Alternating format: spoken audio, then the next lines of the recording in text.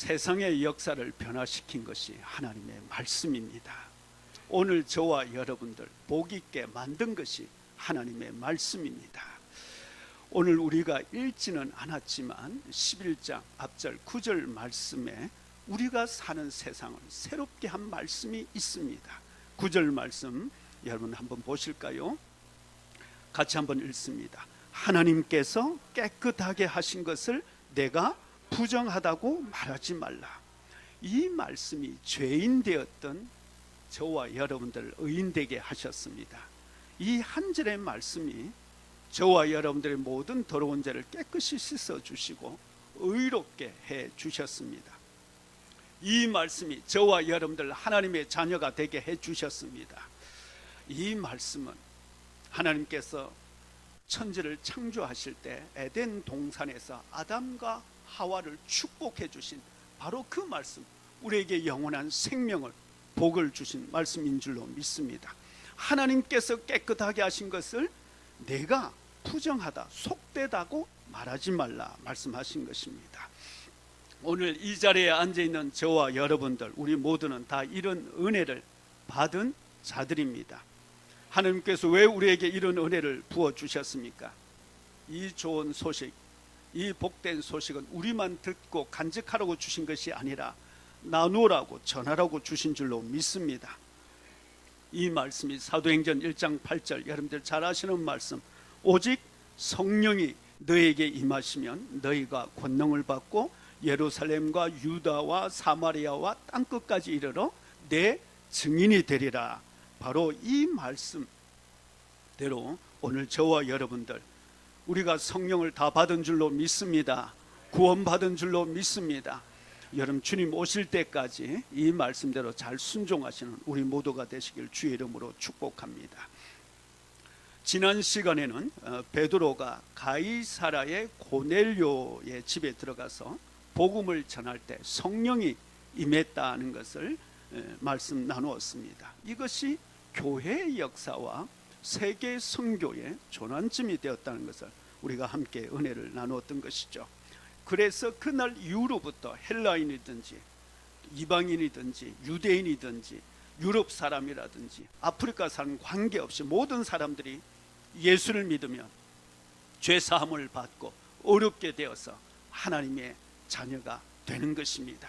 이 시간도 예수 그리스도를 믿으면 하나님의 자녀가 됩니다. 하나님의 사랑받는 자가 됩니다. 하나님의 돌보심을 입은 자가 됩니다. 하나님께서 지켜주시고 보호해 주시는 은총이 있습니다. 여러분들이 그것을 누리면서 이제는 살아가게 되는 것이죠.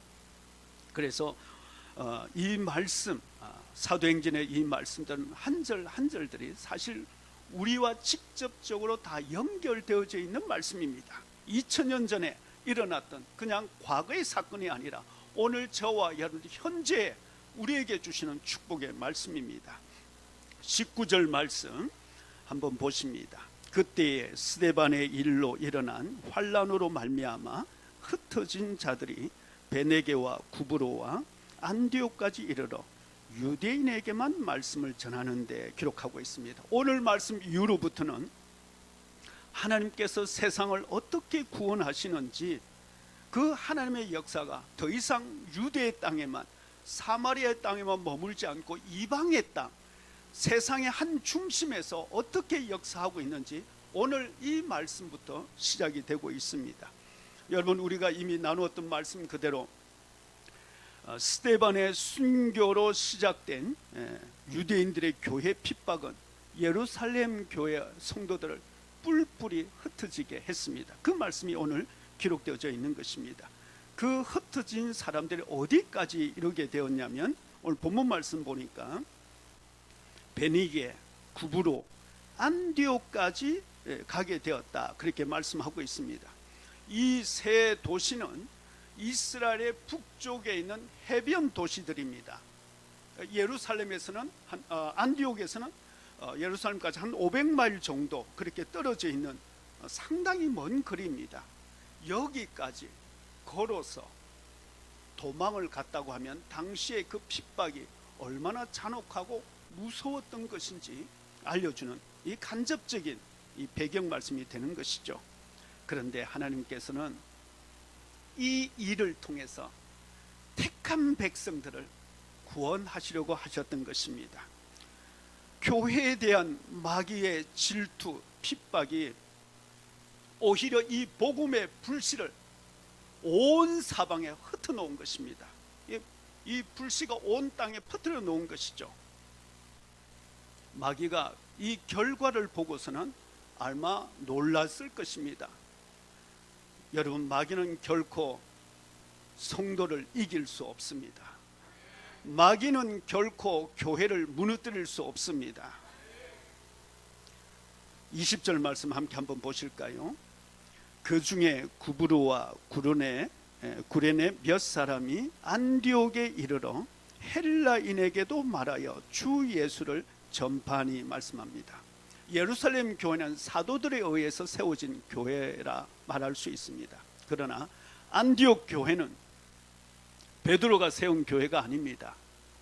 바울이 세운 교회도 아니고 바나바가 세운 교회도 아닙니다. 이름도 모르는 무명의 성도들에 의해서 세워진 교회, 그 교회가 안디옥 교회입니다. 저는 기도합니다. 우리 성도님들 한 분 한 분들이 세상 사람들은 알지 못하지만 하나님께서 기억하셔서 그 이름을 생명책에 기록해 주신 줄로 믿습니다. 그리고 이 복음을 위하여 이름도 없지만 여러분들이 있는 곳에서 전도자요 선교사로 살아가실 주의 이름으로 축복합니다. 21절 말씀 보실까요? 주의 손이 그들과 함께 하심에 수많은 사람들이 믿고 죽게 돌아오더라 말씀하고 있습니다. 여기 주의 손이 함께하다, 이 말씀은 주님께서 역사하셨다는 뜻이죠. 사람들이 한 것이 아니라 안디옥 교회 성도들이 한 것처럼 보이지만 예수를 믿게 하신 분은 예수님이십니다. 주님께서 일하신 것입니다. 안디옥 교회를 그래서 시작하게 하신 분이 누구입니까? 무명의 성도들이지만 그 무명의 성도들에게 복음을 전하게 하신 분이 예수님이십니다. 또 이 사람들이, 이 이름 없는 사람들이 이 복음을 전할 때, 여러분 그저 예수 믿으라고 해서, 여러분들도 전도해 보셔서 아시지만 사람들이 예수 잘 믿습니까? 예수 믿을 수밖에 없도록 표적, 능력이 나타나게 하신 것이 예수님이십니다. 그래서 오늘 여기 말씀 보니까 주의 손이 그들과 함께 하셨다. 저는 우리 성도들이 주님의 손이 함께하는 줄로 믿습니다. 여러분이 있는 곳에서 주변 사람들이 주님의 손이 여러분 머리에 있는 것을 다 볼 수 있기를 주의 이름으로 축복합니다. 여러분, 우리 교회 주인 우리 주님이십니다. 우리 주님이 우리 교회를 인도하시고 이끄신 것입니다. 우리 성도들은 다만 주님께서 말씀하실 때 우리는 순종하는 것뿐입니다. 여러분, 저와 여러분들이 할 수 있는 것 사실 아무것도 없습니다. 아무것도 없습니다. 그런데 주님께서 우리에게 어떤 성령의 감동을 주시고 마음에 어떤 자원하는 마음을 주실 때 그 일에 순종하면 여러분 하나님의 역사를 보게 됩니다. 주님의 손이 우리를 위해서 일하시는 것을 여러분들 보게 되고 간증하게 되는 것이죠. 그때 세상은 교회를 통해서 하나님께서 어떻게 일하시는지 보게 되는 것입니다. 이런 축복과 역사가 우리 교회로부터 또 주변에 있는 많은 교회를 통해서 나타나시길 주의 이름으로 축복합니다. 22절 말씀 보십니다. 예루살렘 교회가 이 사람들의 소문을 듣고 바나바를 안디옥까지 보냈다 말씀하고 있습니다. 이 복음이 예루살렘에서 시작해서 유다, 사마리아, 그리고 이제 안디옥, 그리고 아시아 전역으로 이것이 퍼져나가는 것을 볼 수 있습니다. 한번 그림을 한번 보실까요? 지도를 한번 보시면 여러분 보이시죠? 예루살렘에서 저기 사마리아를 지나서 그 다음에 또 저기 안디옥까지, 그리고 점차 이 복음이 전파되고 있는 모습을 여러분들이 보실 수 있는 것입니다. 그런데 여기에 문제점이 있습니다. 19절 오늘 말씀 보면 한 번 더 19절 말씀 보실까요? 같이 한번 읽습니다. 그때에 스데반의 일로 일어난 환란으로 말미암아 흩어진 자들이 베네게와 구브로와 안디옥까지 이르러 누구에게만 복음을 전했다고요? 예수님은 우리에게 어떻게 말씀하셨어요? 땅끝까지 이르러서 복음을 전하라고 했는데 그 땅끝까지를 유대인들에게만 전했다는 것이죠. 이 말씀을 의도적으로 기록하고 있습니다. 복음을 전하는데 이런 장애물, 장벽을 뛰어넘어야 되는 것이죠. 뛰어넘어야 되는 것입니다. 예루살렘 교회는 복음에 둔감했습니다. 주님께서 누구에게 말씀을 전해야 되는지 예루살렘 교회 성도들은, 심지어 사도들조차도 깨닫지 못했던 것입니다.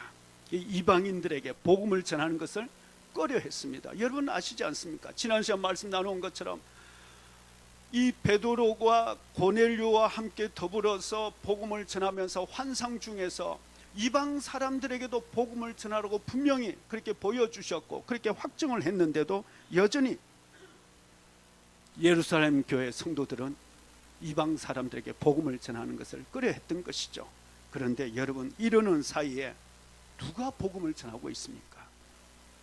이방 사람들, 이름도 없는 사람들, 우리가 알지 못하는 사람들.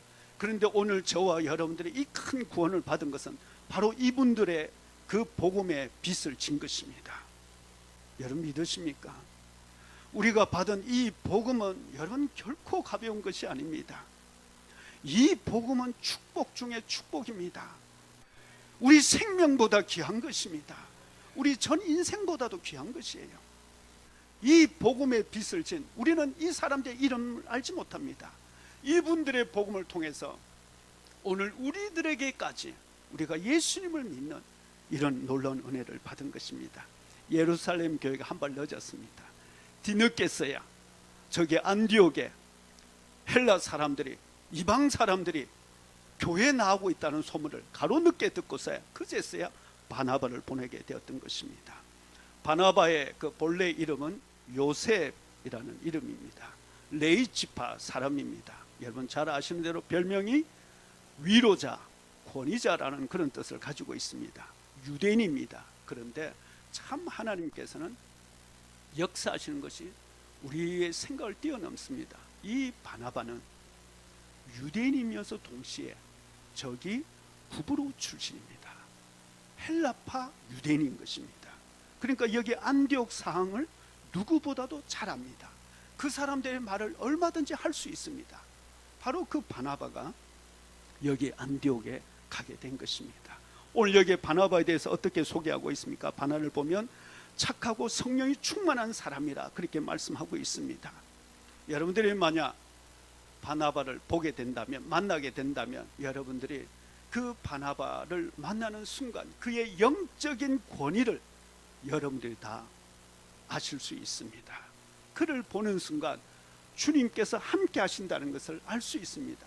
저는 우리 성도님들이, 여러분들이 바나바와 같은 영적인 권위를 다 가지시길 주의 이름으로 축복합니다.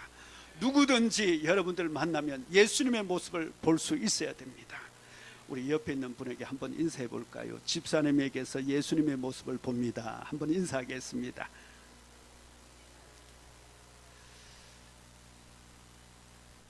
제가 이 시간은 좀 간증을 해도 될 것 같아요. 원래 이 설교의 원고는 없습니다. 제가 원고 설교를 하는데 이 말씀 나눈 것이 좋겠습니다. 우리 민병구 집사님 댁에 제가 얼마 전에 가서 신방을 드리는데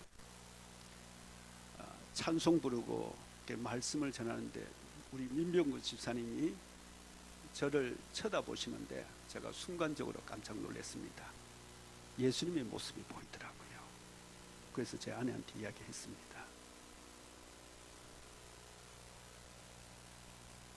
한 번 보니까 여러 차례 예수님 모습이 보이는 거예요. 그래서 제가 자꾸 이 인사를 이번 주에 나눈 것입니다. 한 번 더 인사하겠습니다. 집사님에게서 예수님의 모습이 보입니다.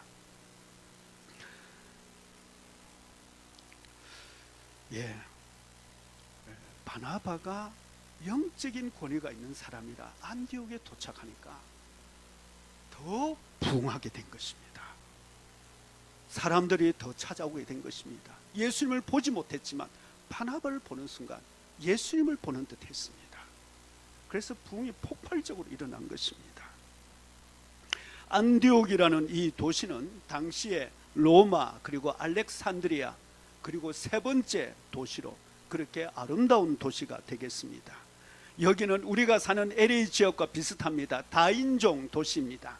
여러 인종들이 함께 섞여 사는 도시입니다. 그 당시에 안디옥에는 80만 명 정도 있었다, 그렇게 말합니다. 유대인들은 한 2만 4천 명 정도 그렇게 모여 있었다. 그러니까 대단히 당시로서는 큰 대도시입니다. 로마에서 세 번째가 되는 도시니까 이 도시가 얼마나 부유하고 아름다운지. 우리가 사는 여기 LA와 똑같습니다. 어떻게 보면 안디옥보다는 훨씬 낫죠. 훨씬 더 부유하고 더 아름다운 도시입니다. 그것이 요세푸스의 그 기록에 나타나 있습니다. 그런데 이 바나바가 안디옥에 이르러서 무엇을 했는가? 23절에 기록되어 있습니다. 함께 한번 같이 읽어볼까요? 시작. 그가 이르러 하나님의 은혜를 보고 기뻐하여 모든 사람에게 굳건한 마음으로 주와 함께 머물러 있으라 권하니. 바나바가 한 일은 첫 번째는 하나님께서 하신 놀라운 은혜의 역사들을 바라본 것입니다.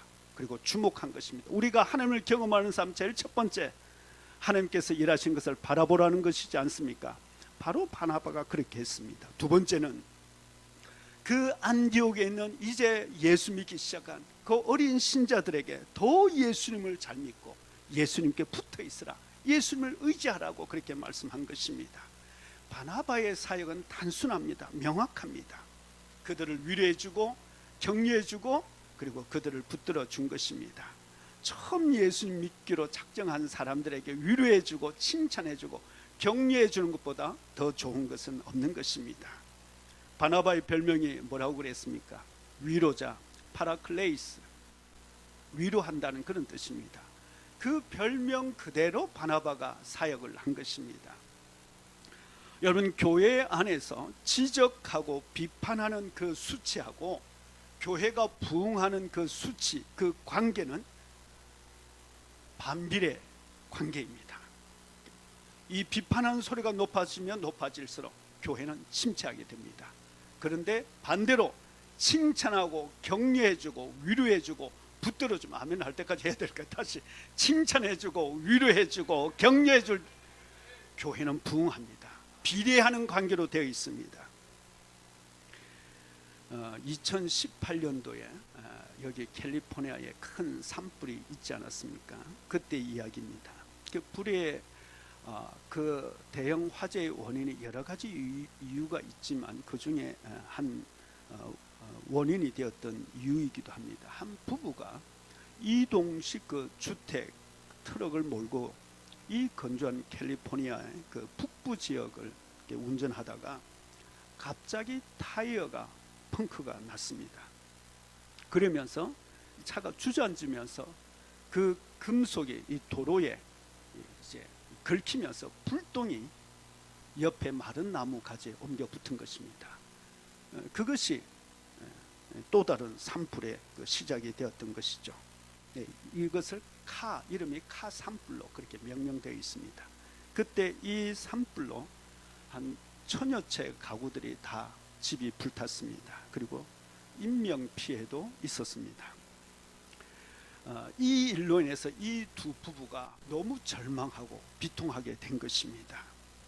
그런데 이 소식을 들은 산불에서 직접적인 피해를 입고 살아남은 사람들이 이 비통하고 절망하고 있다는 이 소식을 듣고는 이들 부부의 페이스북에다가 이런 글을 올렸습니다.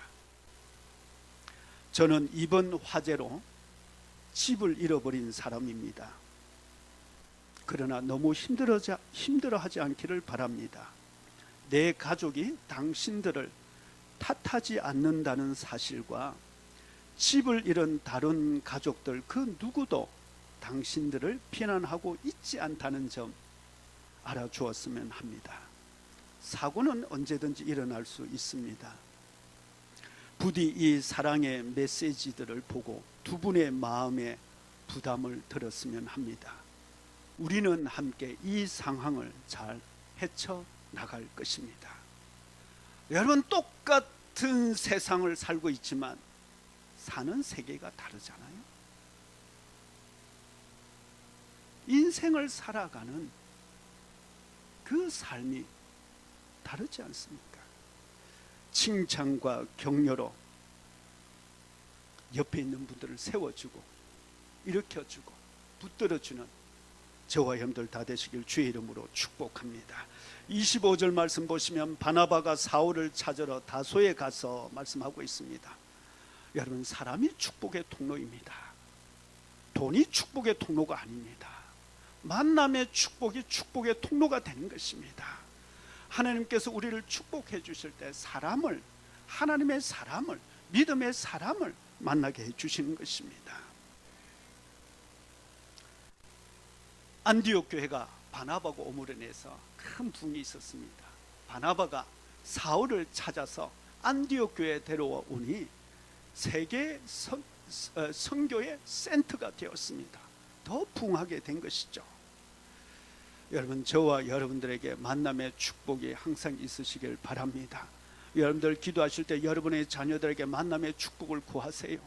악한 사람들 하나님께서 막아 주시옵소서. 하나님의 사람들, 믿음의 사람들을 붙여 주시옵소서. 여러분, 그렇게 기도하시길 바랍니다. 우리 가을양 만남의 축복이 있길 주의 이름으로 축복합니다. 하나님의 사람들, 아름다운 사람들, 믿음의 사람 만남의 축복이 있기를 축복합니다. 26절 말씀 보십니다. 만남의 안디옥에 데리고 와서 둘이 교회에 1년간 모여 있어 큰 무리를 가르쳤고 제자들이 안디옥에서 비로소 그리스도인이라 일컬음을 받게 되었더라. 여러분, 이 말씀을 보면 25절과 26절 말씀 보면 바나바가 사울을 찾으러 갔지만 찾는 것이 쉽지 않았다는 것을 알 수 있게 해주는 대목입니다. 왜 바나바가 여기 사울을 찾기가 어려웠을까? 다소에 있는 사울을 찾기가 어려웠을까? 그 이유를 아는 것은 어렵지 않습니다. 여러분 아시는 대로 사울은 예수님을 만나고 난 후에 모든 것을 다 배설물로 여겼다. 빌립보서 3장 8절 말씀 보면 또한 모든 것을 해로 여기면 내 주 예수 그리스도를 아는 지식이 가장 고상하기 때문이다. 내가 그를 위하여 모든 것을 잃어버리고 배설물로 여기면 그리스도를 얻고, 여기 모든 것을 잃어버리고, 이 말 속에서 사울이 예수님을 만나고 난 후에 당시 유대인의 사이에서 그는 자기 가족들에게도 버림받은 것으로 보여집니다. 자기 집도 잃은 것으로 보여집니다. 자기 가문에서 그 이름이 빠진 것으로 보입니다. 그러니까 바나바가 찾기가 어려웠던 것이죠. 그래서 만남에 기록되어져 있습니다. 그렇게 어렵게 바울을 찾게 되었던 것입니다. 왜 바나바가 이 사울을 안디옥에 데려오려고 했을까요? 이유는 분명합니다. 사울이 여기 안디옥 교회 이제 예수 믿고 구원받은 이 성도들을 가르치기에 가장 적합한, 가장 뛰어난 사람이기 때문에 사울을 데려오고 오려고 했던 것입니다. 그렇게 해서 오늘 말씀 보니까 이 바나바와 사울이 1년 동안 집중적으로 안디옥 교회 성도들을 가르쳤다. 그렇게 말씀하고 있습니다.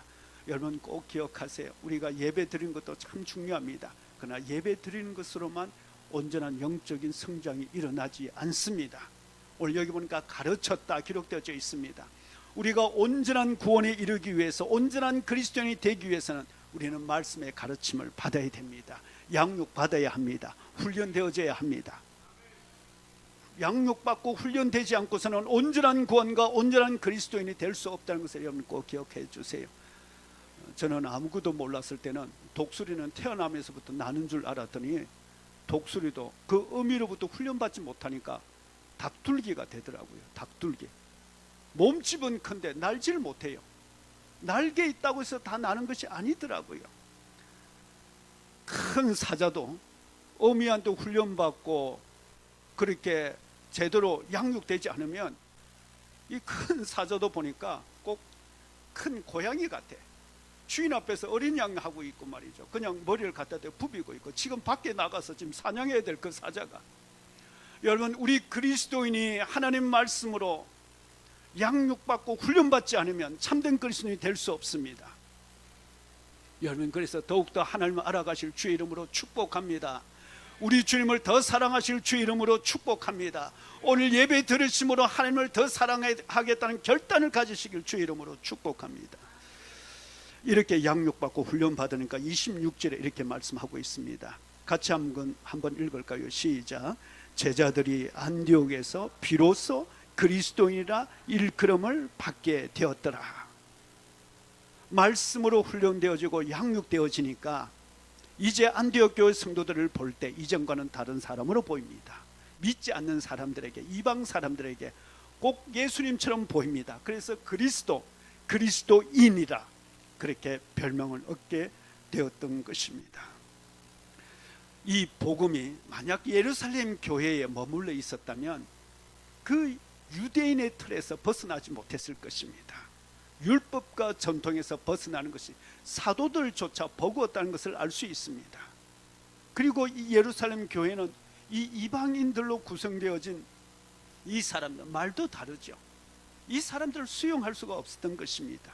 그런데 참 하나님의 이 복음에 대한 섭리와 역사는 오묘해서 비록 마귀의 시험을 허락하셔서 예루살렘에 있는 성도들 어느 날 큰 핍박과 환난을 통해서 저 안디옥까지 또 그 너머에까지 다 흩어져 놓으셨지만 바로 그 안디옥 교회를 통해서 오늘 저와 여러분들에게까지 이 복음을 전하도록 역사하신 것입니다. 여러분, 이 하나님의 놀라운 섭리, 하나님의 놀라운 뜻과 계획이 여러분과 함께 하심을 여러분 확실하게 고백하시길 축복합니다. 하나님의 놀라운 뜻과 구원이 있지 않고서는 우리는 아무도 구원받을 수 없습니다. 그래서 안디옥 교회가 바나바와 사울의 가르침과 양육을 통해서 정말 든든한 교회가 되었다는 것을 알 수 있습니다. 이 든든한 교회가 되었다는 것을 어떻게 알 수 있을까요? 그것은 사도행전 13장 앞으로 말씀 나누겠지만 안디옥 교회가 하나님께서 바나바와 사울을 이제는 따로 떼어서 보내라고 말씀합니다. 내 보내라고, 선교사로 저 보내라고 말씀합니다. 여러분 생각해 보세요. 바나바와 바울의 그 설교를 들은 안디옥 교회 성도들 얼마나 행복했을까요? 얼마나 은혜가 넘쳤을까요? 그런데 어느 날 다른 사람들, 이 두 사람, 한 사람도 아니고 두 사람 다 보내라는 것입니다. 안디옥 교회 성도들이 쉬웠겠습니까? 그런데도 순종하잖아요. 그리고도 교회가 든든하게 세워져 가잖아요. 그만큼 잘 양육받고 훈련받았다는 것을 말씀해 주고 있습니다. 우리 교회도 하나님의 말씀의 그 양육과 훈련을 통해서 든든하게 세워져 가시길 주의 이름으로 축복합니다. 안디옥 교회가 시간이 지나도 계속해서 영적인 거인들 배출한 거 아십니까? 2세기에 교회 대표였던 이그나티우스가 여기 안디옥 교회 성도였습니다. 그리고 오늘 이 사도행전을 기록하고 누가복음을 기록한 한 권의 책이죠. 이 누가가 안디옥 교회 출신입니다. 아마도 바울이 여기 안디옥에서 말씀을 가르칠 때 이 누가를 만났던 것 같습니다. 그것뿐만 아닙니다. 시간이 또 흘러서 여러분 어거스틴 잘 아시죠? 어거스틴을 회심시킨 요한 크리소스톰 대설교자, 바로 그 크리스토스톰도 바로 여기 안디옥 교회 출신입니다. 좋은 영적인 전통이 있습니다. 저와 여러분들이 하나님께서 우리 교회를 통해서 영적 거인들이 계속해서 배출되길 여러분 함께 기도해 주시길 바랍니다. 결국 바나바와 바울을 통해서 이 안디옥 교회는 세계 선교에 있어서 전초기지가 되었던 것입니다. 하나님 나라의 전초기지가 되었던 것입니까? 우리 교회 사명이 어디에 있습니까? 오늘 여기 말씀 속에서 우리 교회 사명을 찾습니다. 안디옥 교회에 있습니다. 안디옥 교회에서 우리의 사명을 찾게 되는 것입니다. 그럴 수밖에 없는 것이 우리가 사는 여기 LA는 너무 안디옥이라는 그 도시와 너무 흡사합니다. 바닷가에서 가까이 있잖아요. 저는 몰랐는데 제가 바닷가에 가까이 있다는 걸 오늘 아침에 우리 김영진 집사님 통해서 들었습니다. 저희 교회가 여기 혹 지나가신 분들에게 안내하기 위해서 여기 그 현수막을 세워놓잖아요. 오전에는 이 현수막이 절대 안 쓰러집니다. 그대로 서 있습니다. 그런데 오후에 나가면 바람이 세게 불어서 꼭 넘어져요. 그래서 저는 그 이유를 몰랐는데 우리 김영진 집사님 그러더라고요. 제가 사회과학 시간에 제대로 잘 공부를 못해서 제가 기억을 못해서 아마 그럴 수도 있는데, 바닷가가 가까이 있기 때문에 아침에는, 오전에는 바다에서 바람이 이쪽으로 분답니다. 그리고 오후에는 바람이 산에서 저 바다 쪽으로 분답니다. 그렇게 해서 사실 오후에 그렇게 현수막에 이렇게 넘어진다 그 이야기를 하더라고요. 그래서 내가 학교 다닐 때 공부를 좀 더 잘했으면 내가 알았을 텐데 그 생각은 들긴 들었습니다. 여러분, 너무 우리가 사는 여기 LA는 안디옥과 비슷합니다. 하나님께서 왜 이곳에 많은 사람들이 눈에 띄는 이 자리에 우리 교회를 세워주셨을까요? 세계 선교의 센터로 세워주신 줄로 믿습니다. 하나님 나라의 전초 기제가 된 줄로 믿습니다. 이 문을 통해서 천국으로 들어갑니다. 이 문을 통해서 구원에 이르게 됩니다. 이 문을 통해서 하나님의 축복이 여러분들 임하게 될 줄로 믿습니다. 28절 말씀 함께 한번 같이 읽습니다. 그 중에 아가보라 하는 한 사람이 일어나 성령으로 말하되 천하에 큰 흉년이 들리라 하더니 글라우디 때에 그렇게 되니라. 여러분, 하나님의 은혜를 받은 사람은 하나님께서 보여주시는 환상이 있습니다. 꿈이 있습니다. 앞으로 되어질 일들 보여주십니다. 믿으시면 아멘. 그렇게 해서 우리로 하여금 소망을 갖게 해주시고 절망하지 않게 도와주십니다. 하나님 말씀을 통해서, 기도를 통해서, 여러 가지 주변 환경을 통해서 우리에게 보여주시고 들려주시는 은혜가 있습니다. 그래서 우리는 낭망하지 않는 것이죠. 오늘 여기 본문 말씀도 보니까 하나님께서 아가보라는 사람을 통해서 앞으로 일어날 큰 흉년을 미리 말하게 하셨고 준비하게 하셨던 것입니다. 글라우디 황제 때 가뭄이 있었다라고 되어 있는데 실제로 역사 속에도 그렇게 기록되어져 있습니다. 그때 이 대가뭄이 AD 45년에서 47년에 있은 것으로 그렇게 기록되어져 있고, 그 가뭄이 얼마나 심했는지 이 글라우디 황제가 길을 가다가 군중들에 의해서 봉변을 당할 뻔했다라고 그렇게까지 심각한 상황이 있었던 것을 기록하고 있습니다. 그런데 이때에 유대에 있는, 예루살렘에 있는 예루살렘 교회 성도들도 이 흉년 때문에 큰 어려움을 겪게 되었습니다. 궁핍하게 되었습니다. 그러자 안디옥 교회 성도들은 이미 하나님 보여주신 은혜가 있지 않습니까? 준비했던 것이죠. 예배했던 것이죠. 그래서 예루살렘 교회를 보니까 29절 말씀 보니까 제자들이 각각 그 힘대로 유대에 사는 형제들에게 부조를 보내기로 작정했다 말씀하고 있습니다. 힘껏 도왔던 것입니다.